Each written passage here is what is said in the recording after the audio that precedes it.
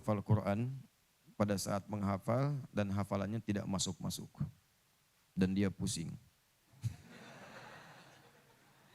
Kunaon atuh betul masuk pusing. Kira-kira dia kenapa ya Ustaz? Ya, tanyakan pada dia. Ini kan karena Anda yang tahu, ini kan cuma dua. Kalau bukan Anda, teman Anda. Itu. Ya, kalau Anda pusing, ya Anda pusing kenapa? Saya tanya. Kalau teman Anda yang pusing, ya tanya sama dia gitu kan.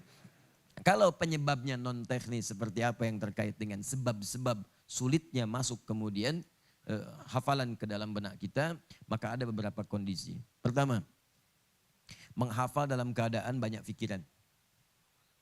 Ya, karena itu tidak dianjurkan. Semua para pakar Al-Quran mengatakan dengan kalimat yang sama. Tidak dianjurkan bagi seorang penghafal Quran menghafal dalam keadaan banyak pikiran. Sehingga untuk memasukkan Al-Quran ke dalam kepalanya, ke dalam jiwanya, itu terhambat dengan banyaknya pikiran-pikiran yang sedang kemudian dia pikirkan. Jadi kalau sedang gelisah, sedang banyak masalah, sedang ada persoalan, tiba-tiba ikut misalnya karantina Al-Quran, atau ada kewajiban untuk menghafal, maka saran para ulama tenangkan dulu sebelum Anda memulai hafalan.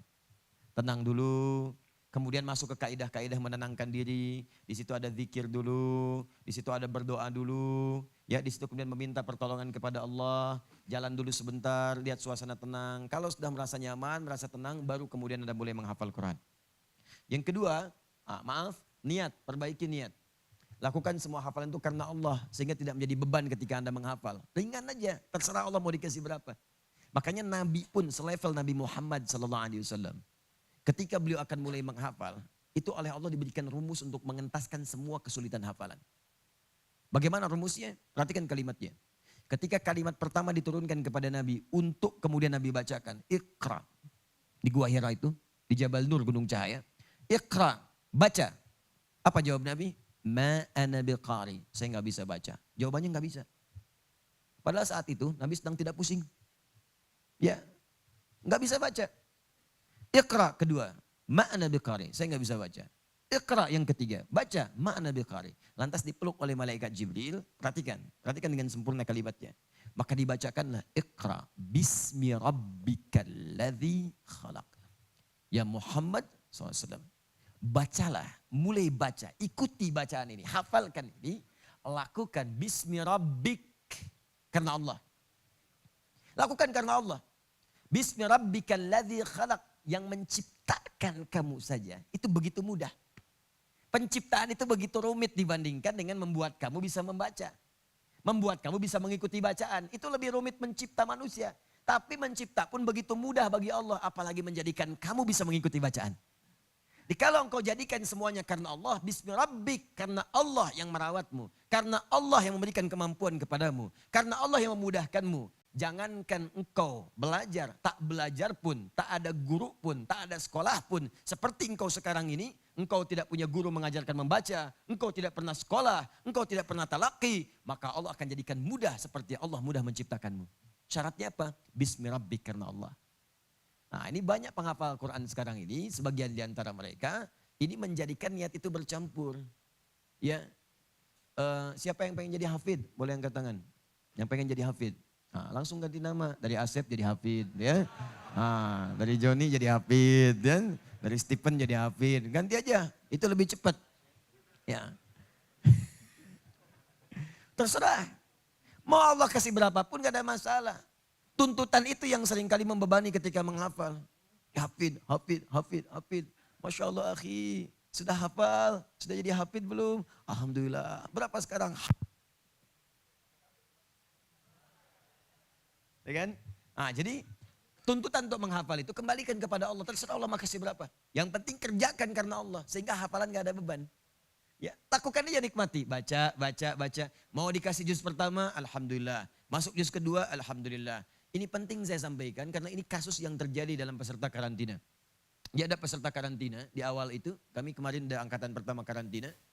Tiba-tiba si anak ini susah. Sepekan juz pertama itu sulit. Baca susah, menghafal sulit, tanya gak masuk-masuk.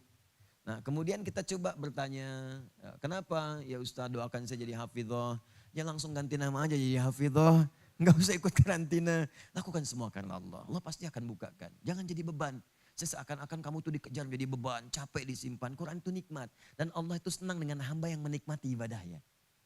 Sehingga tidak terpaksa mengerjakan la ikraha fid din. Gak ada paksaan dalam ad-din. Gak ada paksaan dalam ibadah. Ad-din itu kan Islam. Inna dina indallahil Islam. Islam itu turunannya ibadah. Syahadat, sholat, zakat, puasa, baca Quran, haji, dan seterusnya. Itu Islam. Dan Allah senang dengan orang-orang yang ibadah tanpa terpaksa. Nikmat gitu ibadahnya itu. Karena itu ketika Anda menikmati itu Allah akan berikan kemaksimalannya. Maka apa yang terjadi? Setelah dia kemudian tenangkan dirinya, lakukan semua karena Allah, gak ada beban dalam dirinya. Allahu Akbar. Setelah peristiwa itu pekan yang kedua nyusul. 2 juz, 3 juz, 4 juz, tiba-tiba 10 juz aja. Ya, terakhir saya tinggal mau ke Mekah udah 20 juz. Yang pekan pertama 1 juz itu gak masuk-masuk, susah. Pekan kedua nyambung 5 juz, 6 juz. Pekan ketiga 12 juz, 13, 14 juz. Pekan keempat 20 juz. Nyambung. Saya pulang ke sini udah nggak ada, ternyata udah 30 juz. Masya Allah, ya sudah pamit dari dulu karena harus segera kembali untuk sekolah. Anak 9 tahun, bayangkan, anak 9 tahun ikut karantina. Ya, ibunya pengen jadi hafidho, ini pengen tekanan kuat, ditenangkan masuk kembali lagi. Ketiga, ini yang klasik, maksiat. Maksiat atau ada yang haram yang masuk ke dalam dirinya. Hati-hati, nih seperti ini teman-teman. Ini ada tempat tisu, ya. Ini kebuka nih, saya contohkan pakai tisu, biasanya saya pakai air minum, cuma subuh ini nggak ada air minum, kan? Contoh aja. Ya. Dan itu nggak usah pakai pertanyaan, ya. Dipahami aja. Ini kan tisu nih, ini lubang kan? Nah, kalau ini masih ada lubangnya, terbuka seperti ini benda apapun yang kira-kira cukup, ini bisa masuk. Masukkan spidol, masukkan uang, masukkan koin, kan? Cukup saja. Tapi kalau ini sudah tersekat, sekatnya ada yang ringan seperti tisu sendiri, seperti ini. Ya, saya tutup ya. Misal begini, kita tutup seperti ini. Nah, maka sekat seperti ini menghambat benda lain masuk. Walaupun mungkin bisa masuk, dipaksakan kalau masih ringan, seperti ini masuk juga. Agak keras lagi misalnya, kertas. Ya, tapi agak lumayan. Tapi yang lebih repot adalah ketika benda penutupnya semakin kencang, semakin keras. Semakin tebal, semakin keras. Apalagi kemudian sama bendanya dengan tutup tisunya, dengan tempat tisunya. Maka benda yang dimasukkan pun tidak akan pernah masuk. Balik lagi. Nah, itulah maksiat seperti yang dilukiskan oleh Nabi SAW dan dirangkum oleh Imam Muslim.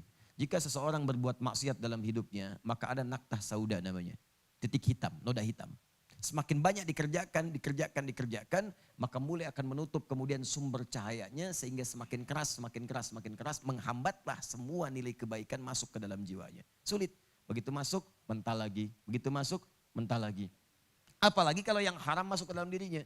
Sudah, kalau yang haram masuk beredar dengan darah, kemudian nyambung jadi daging, masuk ke telinga, wa fi adhanihim waqra. Quran surah ke-6 ayat ke-25. Ya, masuk kemudian ke dalam mata. Awas hati-hati, wa ala absarihim ghishawah, di matanya ada penutup. Masuk ke hati, fi qulubihim marad, dalam hatinya ada penyakit, nutup. Khatamallahu ala qulubihim wa ala sam'ihim wa ala absarihim ghishawah. Ke hati ada penutup, ke telinga ada penutup, ke mata ada penutup. Nah, ketika dia belum bebas dari maksiat, itu yang kadang-kadang sulit kemudian untuk memulai. Maka buka dulu semua itu. Buka pintu maksiatnya, buka kemudian yang haram-haramnya, keluarkan. Dengan apa? Tobat. Tubu ilallahi taubatan nasuha. Tobat dulu, buka dulu penutup ini. Buka penutupnya, buka. Makanya banyak orang saat menghafal Quran, itu treatment pertamanya saat mulai menghafal, tidak langsung menghafal. Ya, coba istighfar dulu, berdoa dulu, ikhlaskan niat dulu, bangun chemistry antara dirinya dengan Allah Subhanahu wa taala. Setelah merasakan nikmat, nyaman, nanti ada perasaan tersendiri dalam jiwa kita. Akan ada rasa itu. Ketenangan itu ada, kenikmatan mulai ada. Begitu menghafal, terjadilah percepatan kemudian hari. Nah, bahkan ada sebagian ulama yang mengambil kemudian isyarat di Quran, surah ke-75, ayat 16 sampai 18, paling kanan sebelah bawah. Jadi di situ di treatment dengan takwa dulu. Peningkatan takwa. Sebelum menghafal latihan sholat dulu, sholatnya dibanyakin dulu. Istighfarnya dibanyakin, doanya dibanyakin. Setelah merasa dekat dengan Allah, baru dia memulai. Itulah yang terjadi pada Nabi Muhammad SAW. Nabi itu tingkat kedekatan dengan Allahnya luar biasa. Kata Nabi, saya orang paling takwa, ana atqakum. Ya sholatnya tak terlukiskan, doanya, kedekatannya, menjauhi maksiat segala rupanya. Makanya ketika menghafal Quran, Allah tidak ingin memberikan beban kepada Nabi. Apa yang terjadi? La tuharnik bihi lisanaka lita'jala bih. Muhammad SAW, kamu gak usah tergesa-gesa mengucapkan bacaan Quran itu untuk cepat menghafalkannya. Nah ini isyarat dari Allah, penghafal Quran itu ketika ingin cepat menghafal, itu biasanya cepat diucapkan. Ya, bismillahirrahmanirrahim, alhamdulillahirrahmanirrahim, maliki yaumiddin. Terus masuk alif lam mim dzalikal kitabu la raiba fi la raiba fi dzalikal kitabu la raiba fi hudan lil muttaqin dzalikal kitabu la raiba fi dzalikal kitabu la raiba fi hudan lil muttaqin dzalikal kitabu la raiba fi hudan lil muttaqin. Begitu kan? Penghafal pertama tuh begitu, ingin cepat, ingin cepat, ingin cepat. Tapi ada orang-orang yang dikehendaki oleh Allah, enggak usah cepat-cepat. Kamu dengerin aja bacaan sekali atau kamu bacakan sekali. Dari bacaan itu saya akan tanamkan itu semua dalam jiwamu. Seketika, sekali baca langsung masuk ke jiwanya. Sekali baca langsung hafal. Inna alaina jam'ahu wa qur'ana. Biarkan kami yang akan menghimpun Quran itu dalam jiwamu. Fa'idha qara'nahu, maka jika telah kami bimbing bacaannya, kami bacakan kepadamu, fattabi' qur'ana, maka ikuti bacaannya itu. Kalau yang levelnya Nabi Muhammad SAW dulu, malaikat Jibril bacakan, langsung ketika dibacakan, ditanamkan di dalam jiwa Nabi. Kalau kita sekarang bukan malaikat yang bacakan. Kita yang bisa baca, guru kita yang bacakan, atau ada murotal kita dengarkan. Kalau Anda semakin dekat dengan Allah, semakin takwa, tinggi tingkat ketakwaan Anda. Allahu Akbar. Bahkan sekali dibacakan, terjadilah kemudian bacaan itu sampai ke jiwa Anda. Nggak diulang. Makanya anak-anak kecil tuh yang bersih-bersih jiwanya, yang gak banyak maksiat itu Masya Allah. Penemuan terbaru sekarang, itu ditreatment dengan mendengarkan bacaan-bacaan Quran, itu seketika bisa hafal. Bahkan sekarang anak baru lahir misalnya, itu kalau ingin cepat hafal Quran, bisa kemudian Anda bikin formula seperti ini. Formulasinya. 30 juz. Diperdengarkan ini setiap bulannya 1 juz. 1 juz setiap bulan, 1 bulan. Dan berurut ya, jangan diacak. Berurut, dimulai dari depan. Nah, jadi berurutan. Jadi kalau dalam suguhan tuh ada airnya, setelah itu ada makanannya, gitu kan, ada tisunya, nah itu urutan. Nah. Ini misalnya Al-Fatihah, gitu kan, sampai dengan Al-Baqarah, gitu kan, ayat 141. Juz 2-nya 142 sampai 253, terus dan seterusnya. Juz 1, 1 bulan. Bulan kedua, juz yang kedua. Bulan ketiga, juz yang ketiga. Bulan ke-30, juz yang keberapa? 30. Ketika anak itu usia 30 bulan, dia sudah mendengar Al-Quran 30 juz. Bukankah 30 bulan itu 2 tahun setengah? Ya kan? 1 tahun 12 bulan, 2 tahun 24 bulan, 6 bulan setengah tahun. Berarti anak ini sudah 2,5 tahun. 2,5 tahun, dia sudah mendengar 30 juz. Dan indera yang berfungsi pertama kali di anak itu, anak baru lahir, yang pertama kali berfungsi dengan baik pendengarannya. Makanya ketika dia banyak mendengar, mulai 2,5 tahun, karena itu bisa bicara. Apa yang dia bicarakan? Yang banyak dia dengarkan. Di ketika dia banyak mendengar, mama, yang keluar di lisannya pertama kali, mama. Ya. Dia nggak lihat, fokus penglihatan itu nggak utama pada anak yang baru lahir. Nanti belakangan baru terbuka, baru melihat dan sebagainya. Bahkan kalau yang dilihat dengan yang didengar tidak sama, fokusnya yang akan diikuti pendengarannya. Misal, bapaknya datang. Mamanya bilang, mama, gitu kan? Papanya diam aja, mama, itu begitu bisa bicara, papanya dipanggil mama, gitu. Karena pendengaran yang paling utama bagi dia. Karena itu ketika banyak diperdengarkan, dengarkan, 2,5 tahun, maka Al-Quran telah terkumpul dalam jiwanya, di jiwa anak itu. Dan dia masih bersih, sepanjang bapak ibunya nggak bermaksiat. Ya, cari sesuatu bermaksiat, masuk dimakan ibunya, keluar di asinya, asi maksiat, masuk ke dalam dirinya. Itu penghambat juga. Sepanjang semuanya baik, sepanjang semuanya bersih, maka Al-Quran telah terkumpul dalam jiwanya sebanyak 30 juz. Tinggal di treatment aja, begitu dibacakan kepadanya, sudah ada. Bacakan kepadanya, sudah ada. Para pakar Quran sepakat, anak itu hanya butuh 1,5 tahun, 6 bulan, untuk menjadi penghafal Quran 30 juz secara mutqin. Jadi usia 3 tahun, dia sudah hafal Quran 30 juz. Tuh, salah satunya. Ini diterapkan pula bahkan pada Fajar dulu ya, anak yang terkena lumpuh otak itu. Ya kemudian ketika lahir dikasih ASI, setiap diberikan ASI bacakan 1 juz ayahnya. Bacakan 1 juz, bacakan 1 juz. Begitu dia bisa bicara, yang keluar pertama di lisannya Al-Quran. Diundang ustadz-ustadz untuk mengecek, dilihat ternyata dalam 4 tahun itu dia sudah hafal 30 juz sempurna. Terakhir kami ketemu sedang menghafalkan terjemah, masuk ke tafsir. Dihafalkan, Anda bayangkan. Itu barokah Al-Quran. Kalau sudah hafal Quran, itu yang lain-lain jadi mudah. Jadi mudah, jadi mudah.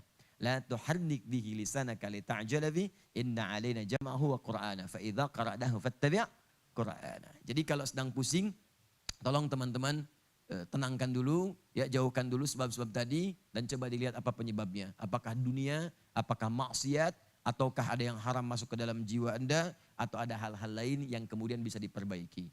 Kalaupun bermaksiat, apakah bisa menghafal Quran? Bisa.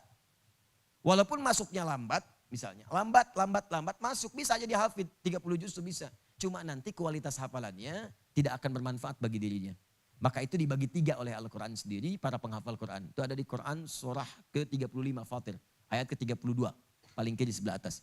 Ya, thumma awrathnal kitaba alladhina astafaina min ibadina faminhum 1 zalimun li nafsi, 2 muqtasid, 3 sabiqum bil khairati biidznillah.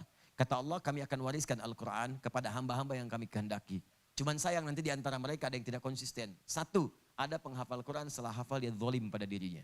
Zalim itu menempatkan sesuatu bukan pada tempatnya. Saya katakan tadi, ini ada gelas, nanti ada gayung. Gelas untuk menampung air, minum. Gayung nampung air buat mandi. Baik, ada orang zalim, mandi pakai gelas, minum pakai gayung. Nah, ya gitulah kurang lebih. Zalim dia. Baik ya.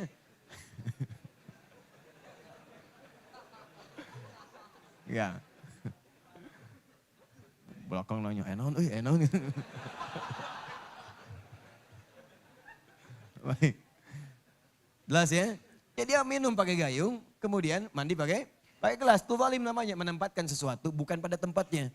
Baik, sama Anda pun zalim, Anda laki-laki, maka jadi laki-laki. Perempuan jadi perempuan. Ketika seorang laki-laki bersikap seperti perempuan, dia zalim, menempatkan tubuh laki-laki ya, bukan pada tempatnya.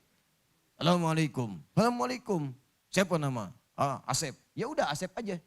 Ya, Assalamualaikum. Assalamualaikum. Siapa nama? Nia. Ya sudah. Ya, Assalamualaikum. Siapa namanya? Nia, Pak. Siapa? Nia. Nama lengkap Kurniadi. Itu zalim namanya. Dan gak usah banyak alasan. Kamu laki-laki apa perempuan? Perempuan, Pak. Laki-laki perempuan? Perempuan, Pak. Kok laki-laki? Saya perempuan yang terperangkap di tubuh laki-laki. Udah laki-laki aja. Ya, sama Anda hafal Quran, hafal Qul huwallahu ahad. Hafal misalnya surat At-Takatsur, hafal Al-Qari'ah, tapi tidak mengamalkan isinya. Katanya Qul huwallahu ahad, Anda hafal Allah itu Esa, Tuhan satu-satunya. Tapi dalam perilaku sehari-hari, Anda bahkan mengatakan semua agama sama, menuju pada Tuhan yang sama. Cuman caranya beda-beda, orang itu zalim. Hafal Qul huwallah, tapi tidak menempatkan sesuai dengan tempatnya. Hafal ayat, wailul lil mukadzibin, celaka para pendusta, dia sendiri berdusta. Hafal ayat larangan untuk mencela, dia sendiri mencela. Hafal ayat larangan gosip, layak teba'dukum ba'du, dia sendiri gosip. Hafal ayat larangan korupsi, dia sendiri korupsi. Hafal ayat larangan untuk berselisih, dia sendiri berselisih. Nah itu zalim namanya. Maka itu kenapa orang-orang kemudian ada yang hafal Quran tapi zalim, boleh jadi ada sebab-sebab sebelum dia menghafal yang belum dia tuntaskan terlebih dahulu. Jelas ya? Baik, likulli ilmin adabun, dalam setiap ilmu itu ada adabnya. Maka adab disempurnakan, ilmu pun akan sempurna menyertainya.